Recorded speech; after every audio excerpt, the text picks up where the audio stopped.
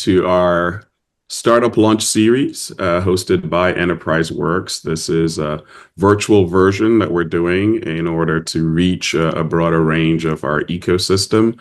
My name is Gerald Wilson. I'm the Director of Entrepreneurship here at the University of Illinois. And I have the pleasure of welcoming Alan Singleton, a longtime member of this ecosystem. He's been counsel to many startups in our ecosystem, has a rich background supporting new ventures. Alan's going to lead a workshop today on startup incorporation, the what, the when, and the how. And we are also fortunate to have Alan joining us again next time in person on Thursday, April 24th at noon for another workshop that's where we're going to be taking a deeper dive into joint development agreements, which tends to be a really important source of non-dilutive funding for startup companies. But for today, we'll work on startup incorporation. And with that, I am going to turn it over to Alan. Alan, you want to take it away? Well, thank you, Gerald. I appreciate the opportunity to visit today. Liz, if you want to go to the next slide. Today, we'll try to cover some of the basics in terms of, get some common language a little bit. So we have the language of entity setup to some extent, so we can speak about the same things. We'll talk about a little bit about timing and entity choice, and then it's maybe a little bit of the mechanics and logistics on the actual setup. I think, first of all, before we get into all that, the big picture is, why are we setting up an entity? What is this? And I think the goal is to set up an entity that serves your business well. It doesn't define your business in and of itself, but we want to choose an entity that you can afford, that makes sense for the situation, that allows you to get started, that allows you to grow, that allows for attraction of funding, if that's what you would like to have, outside investment funding, and doesn't unduly cause tax complications. It also provides a system of governance, so you don't have the Wild West and you don't know what the relationship with the other people are in the business. So some of the business entities that we'll talk about today are a sole proprietorship. That's if you just start doing business by yourself. A general partnership, limited partnership, S Corp, C Corp, limited liability company, low profit limited LLC, and a not-for-profit corporation. We will spend, for the most part, most of the people on this call will be interested in either the C Corp or the limited liability company. Those have kind of migrated to being the most common choices. So I'll kind of cross things off the list a little bit here. Sole proprietorship is you're just getting started on your own. Maybe you've done a little bit of consulting work. You mowed a couple yards as a kid. You got paid a few dollars. You've got a sole proprietorship. General partnership is the two of you and your buddy mowing the yards together and splitting the profits. Well, guess what? You formed a general partnership. So whether you do it or not.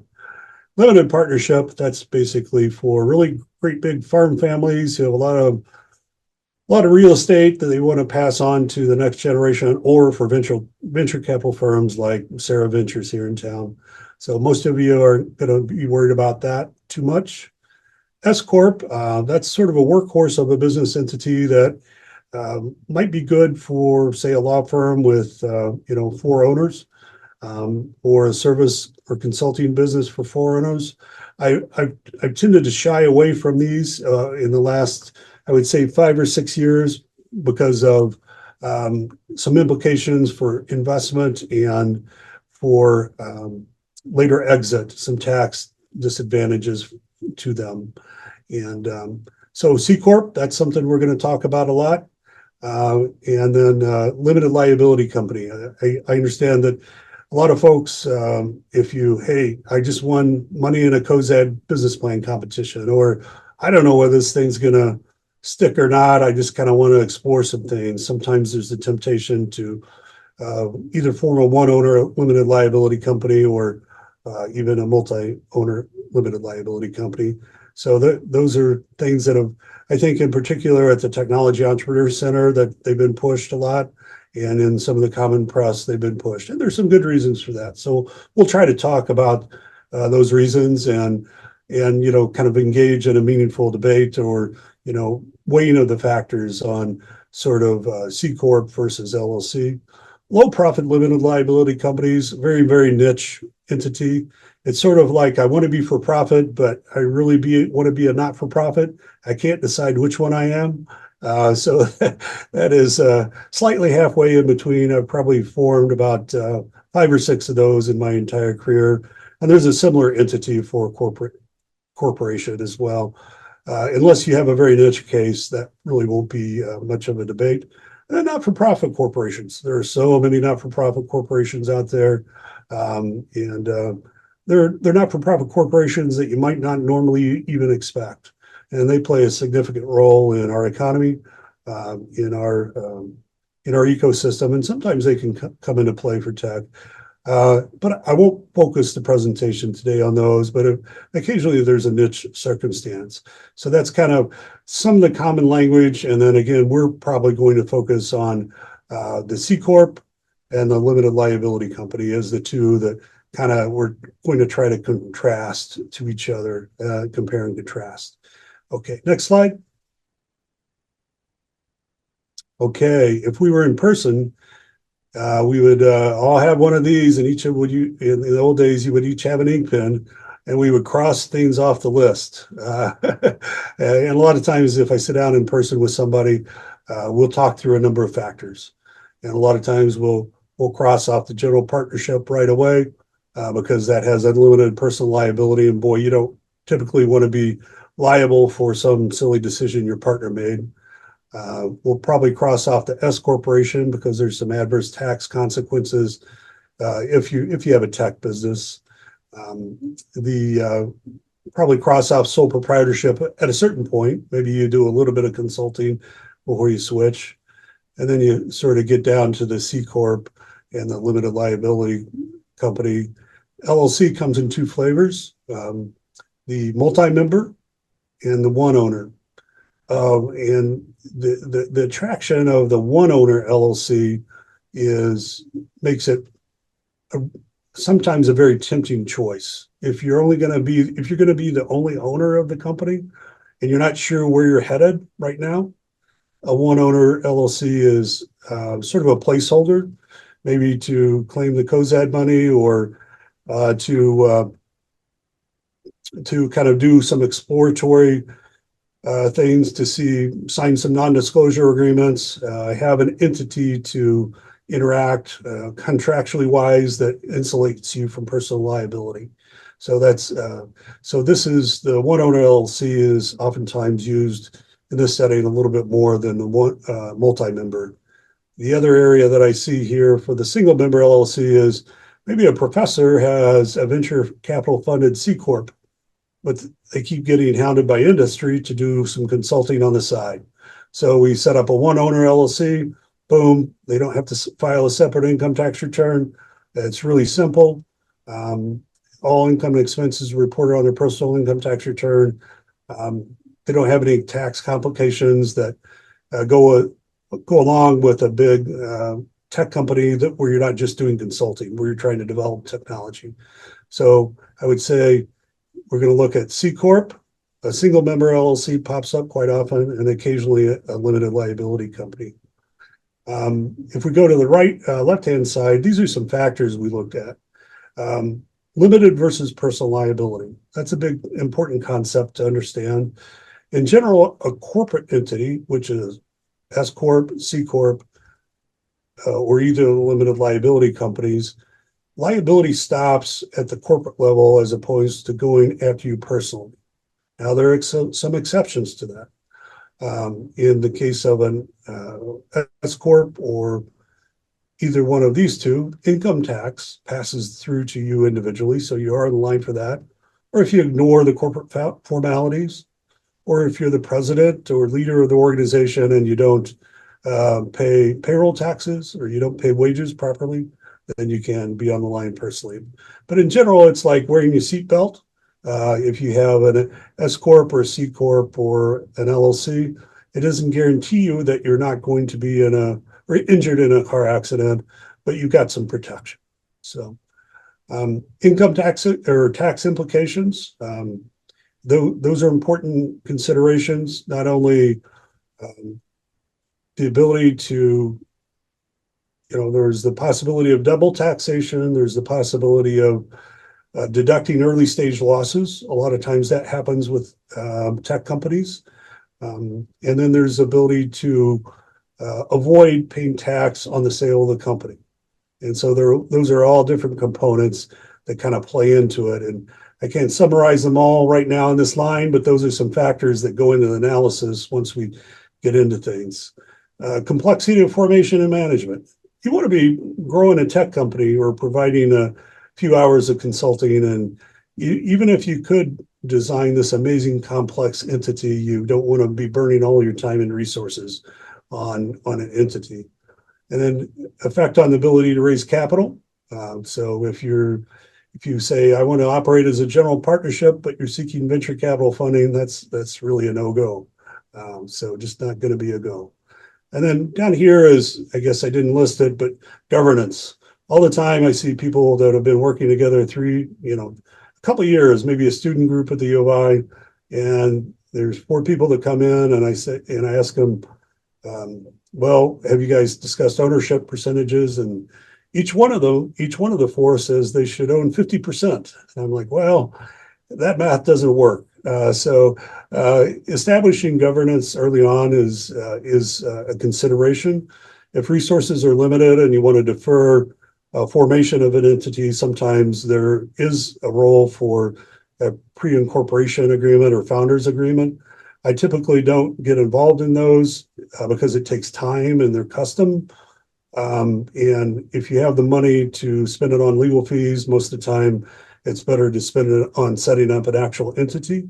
But I do see founders go along for implement those in circumstances where there's a reason for a delay of incorporation. And we'll talk about when to incorporate it or form an entity after a bit. I'm going to pause here and say we have some amazing people on the call, and please feel free to chime in with questions, concerns, explanation further of what we're covering. In particular, Gerald, here we got a hand up right here, Amber. Yes. So I was thinking about this. My husband and I actually own a farm and we have significant assets.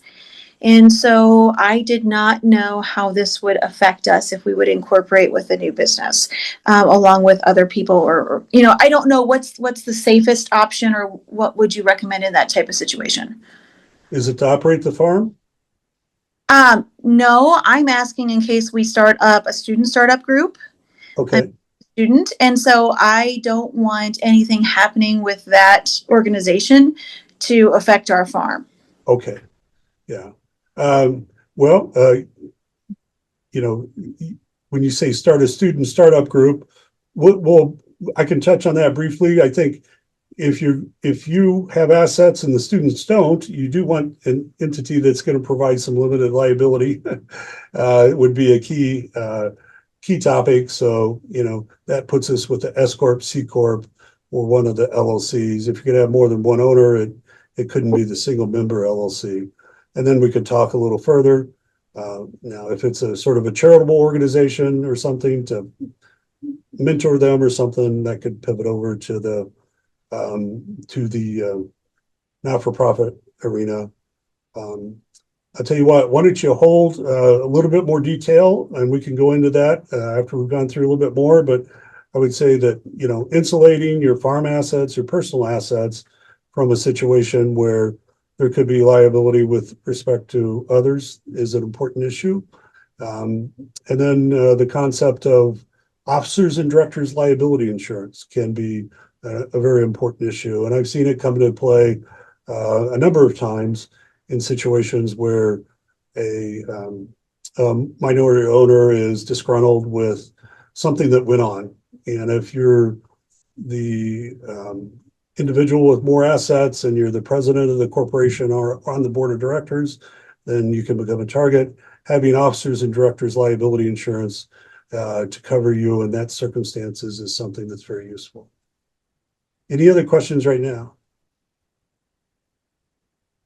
All right, next slide, Liz. Okay, here we go. Student, and I put this together on the fly. So I just did some brainstorming over the weekend. Student project versus startup, when to incorporate. And we could, when to form a legal entity. And we could do the same thing for a professor at the U of I. But here's a student project versus startup. Ownership. Who knows who owns what when you're at the student startup phase and you haven't formed an entity? Maybe you have that pre-organization founder agreement, and sometimes you do that. In particular, I've seen with student startups where they meet and they've only known each other 12 hours, they agree to form a company. Those can be problematic. I'm a little less concerned if the two individuals have known each other since third grade and are best friends. There's a little more trust there. If you do form an entity, then you can formalize what your agreement is. I do think it's important to have a vesting schedule so that if you're a third on ownership and 2 out of the 3 decide to or lose interest in the thing, you have a situation where they end up giving up a bunch of their ownership in the company, so that you don't end up with somebody who's doing all the work only owning 1/3 of the company itself. Immigration is a big issue here in Champaign-Urbana. We bring the best and brightest from all over the world. And oftentimes it's a little lower risk to remain as a student and not form an entity. Even if you can own an entity, which you can, at least is the default thinking. If you put it on LinkedIn that you're the president of the organization, because that's what you presented in COZAD, and you've also incorporated, then it's going to look like to the immigration official as you try to get back into the country that in fact maybe you are working for the company without lawful ability to do so. There are a number of tools that allow students to do that. That's kind of CPT and OPT are tools, and then there's H-1Bs for later on. There's also the ability to pay through EnterpriseWorks. They have a really neat program. Access to campus resources. You just have to look at that. Are you going to have more access as a student, or is it better to form? Receiving prizes. Sometimes if you get a big enough prize, you actually have to form an entity to claim the prize. So that can be a triggering event. For a lot of student startups, it might not remain with the university because it might not be university owned, but who owns the IP before you've incorporated, right? Is that addressed in your pre-organization founder agreement?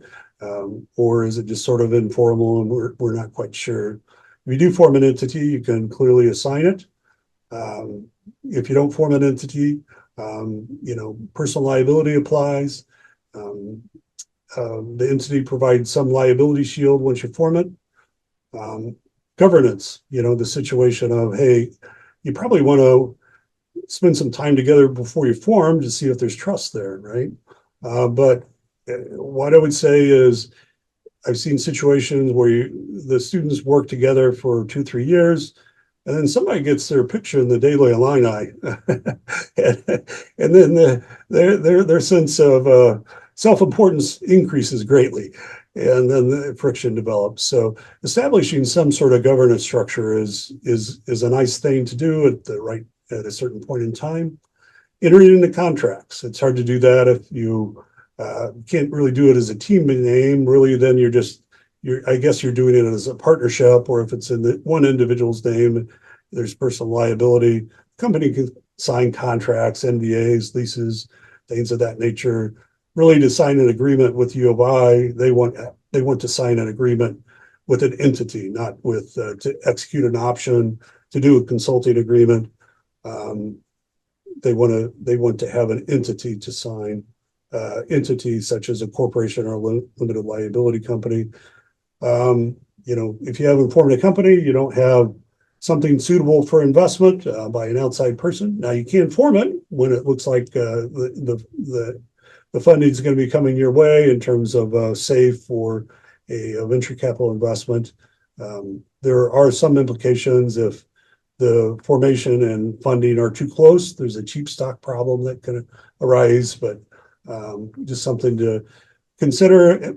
And safes and convertible notes can, to a large extent, help alleviate that adverse tax slash cheap tax, cheap stock problem.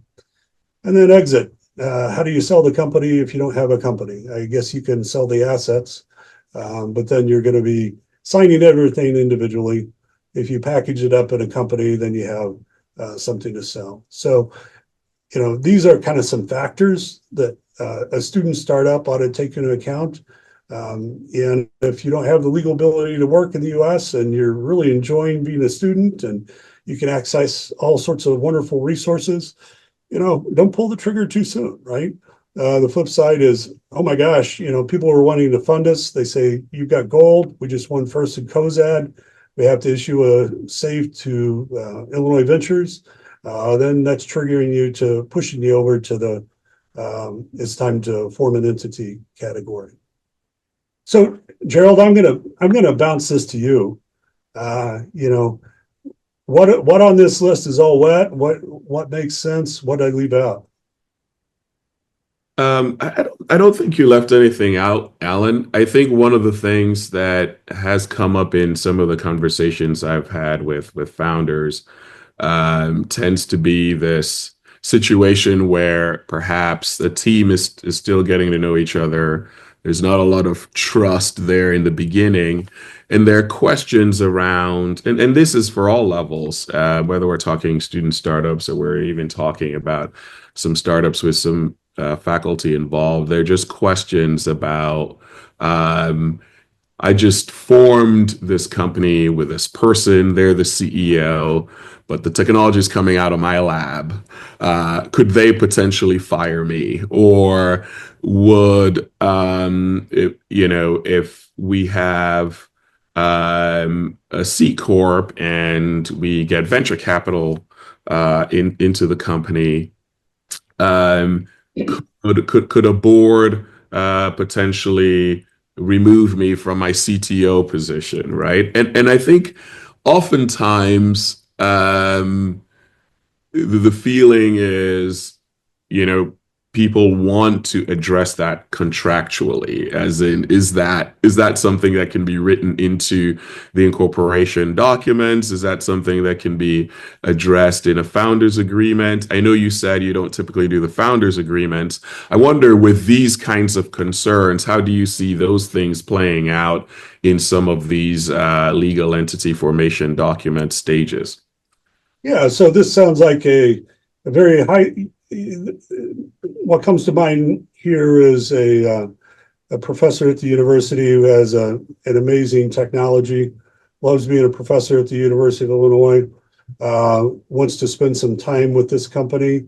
And the question is, what team members do they need to add? What capital do they need to add? How much time do they want to spend on this? And I think the key is to structure it in a way that makes sense. And I see things from anywhere the professor wants to take a leave of absence and get this all off the ground and get some SBIR funds and continue to be the sole owner, have a very small stock option pool where they issue some options to a few employees or maybe have a postdoc who's familiar with the technology make the switch to working for the company. And that individual might get a certain percentage of the company that might vest over time. They already know each other fairly well. So that's kind of a professor running the show type of model. The other sort of extreme is professor at the University of Illinois. Something gets disclosed to OTM. They decide to file a patent on it. somebody from out of town sees the disclosure and says, "Hey, we want to start a company," and and the person from out of town says, "Yeah, we'll give you 20% of the company or 10% or whatever," and and then they want 90% for forming the company. And so what do they add to the equation, right? So that's the other extreme. A lot of things that I see in the middle, and that extreme is not a good one unless that individual is bringing some really really amazing stuff to the table: money, contacts, the ability to execute, 3 or 4 past successful exits, and the professor just really wants to be a professor and has 4 other startups going, right? And can't it really, spend any more bandwidth on this one. And this is a niche market. It's not all his or her IP, right? It's just it's a niche that they're like, oh, that'd be cool. Here, go run with it, right? And don't bother me too much. And here's this is what I'm going to have. Now, at that point, though, still the founders typically get common stock. Okay, so common stock, investors tend to get preferred stock. So, and preferred stock has certain rights, including anti-dilution rights, that can sometimes dilute out the common stockholders. And it could end up with significant control on the part of the investors. So a lot of times if the professor is going to put any money in, we'll have, if there's a concern about being diluted out, we'll also do a safe agreement where the professor puts in some money that allows them to convert that safe to preferred stock at the first equity round, at the first preferred round. So that way they become an investor basically, and they get those same preferred rights that the other individuals get through putting money in. I've also studied and discussed the possibility of sort of founder stock that is non-dilutive. No matter what, I get to keep 10% or get to keep whatever. Now, can negotiations happen later with a funding entity to say, hey, if you want our money, you have to give up on that issue? But it gives a bargaining chip for the professor to deal with. If you do a price funding round, you're going to have to amend the certificate of incorporation anyway.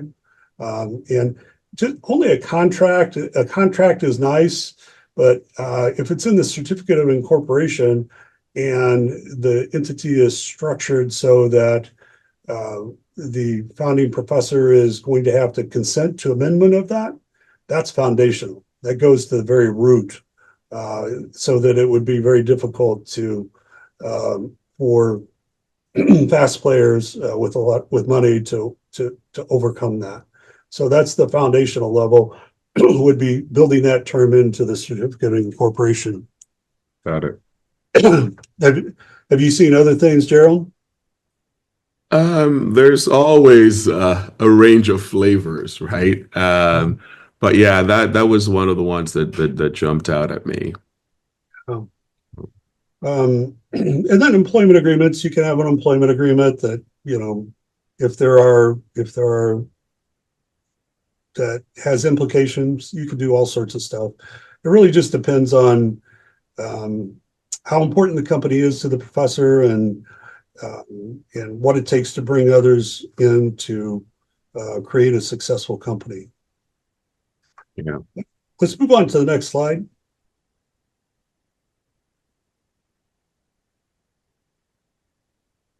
Okay, I think we kind of hit on these liability, personal versus limited, income tax implications.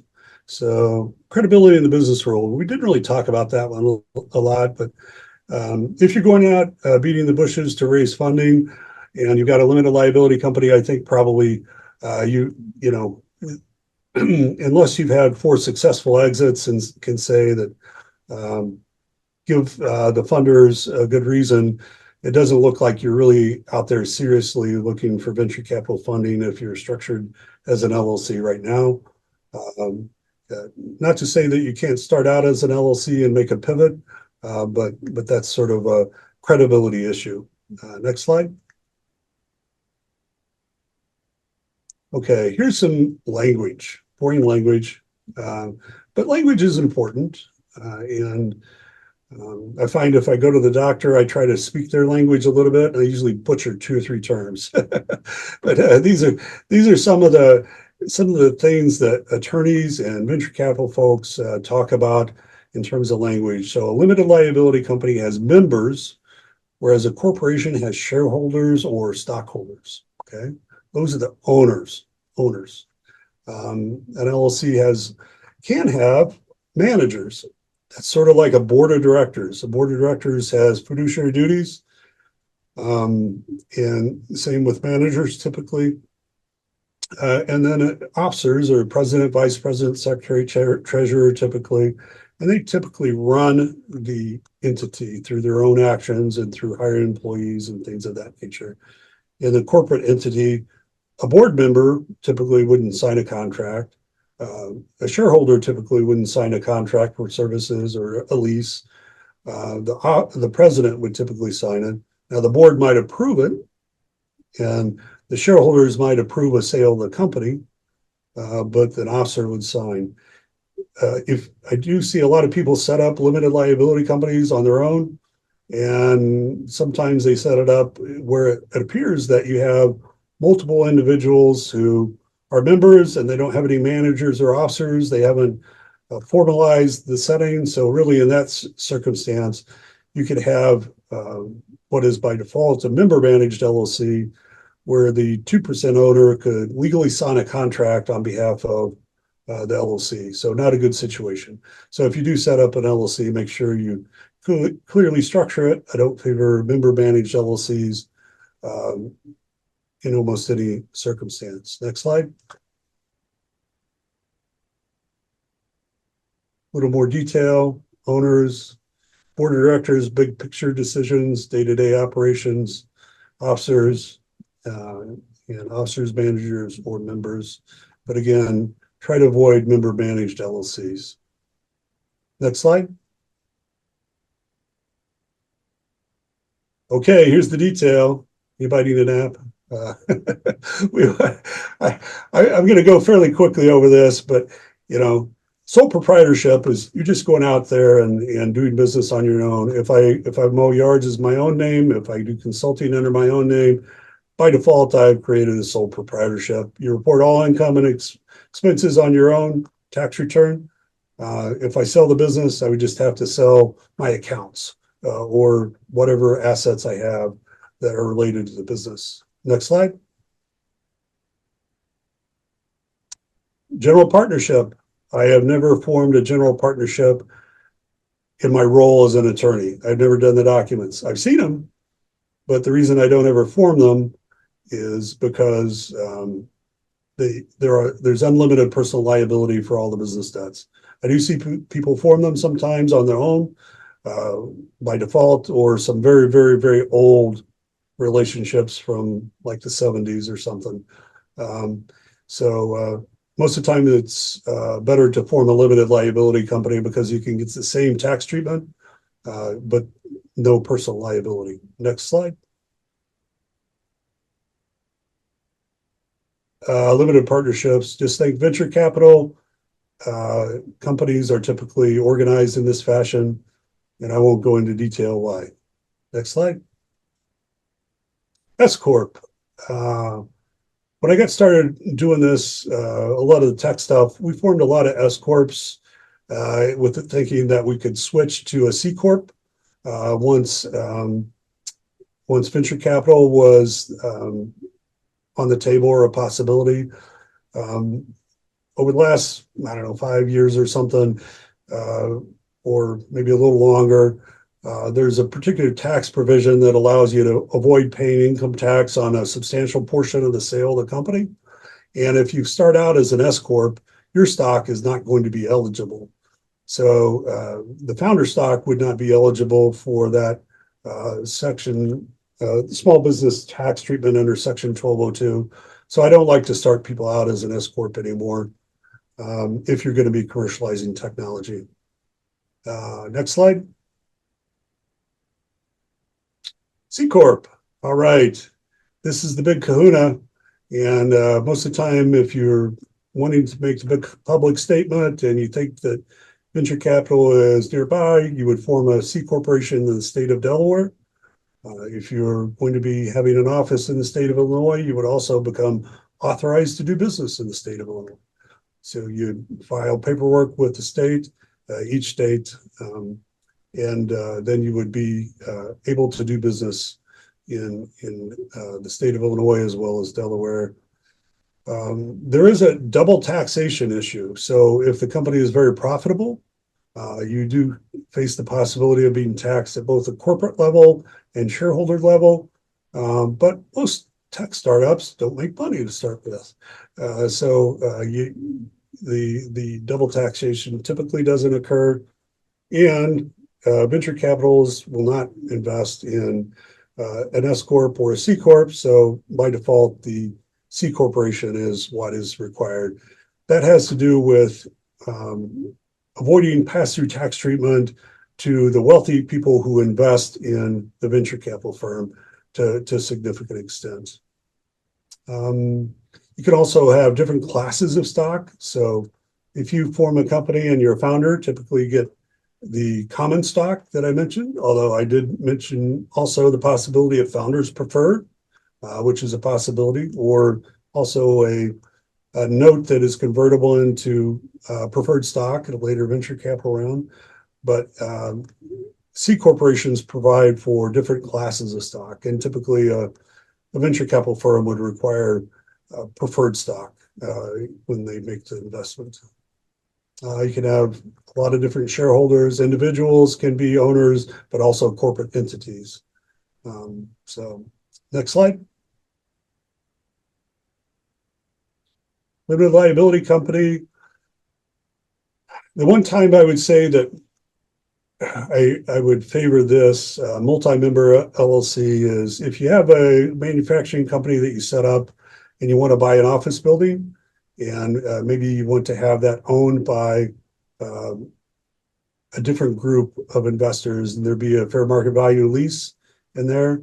A lot of times a limited liability company is a good choice because it's easy to take assets in and out of, or take the real estate out of the LLC. It's not a taxable disposition.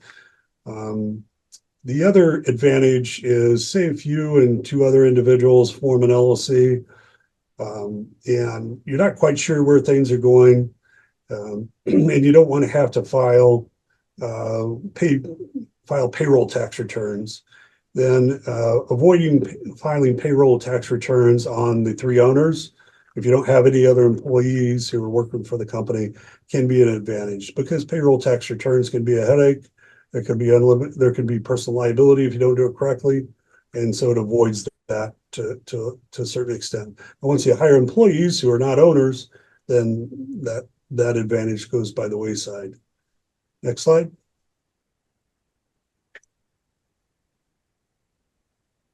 Okay, single member LLC, I see quite a bit. Again, this is a professor wants to do some consulting, and they've got a full-time gig. Maybe they also have a startup company that's a C Corp, but they want to do some consulting on the side, and we set them up with a one-owner limited liability company. Next slide. Okay, this is a big issue, hot button issue. This is a good reason they became more prominent with respect to limited liability companies. Section 174 of the Internal Revenue Code has kind of changed over the past few years. Historically, you could deduct the research and development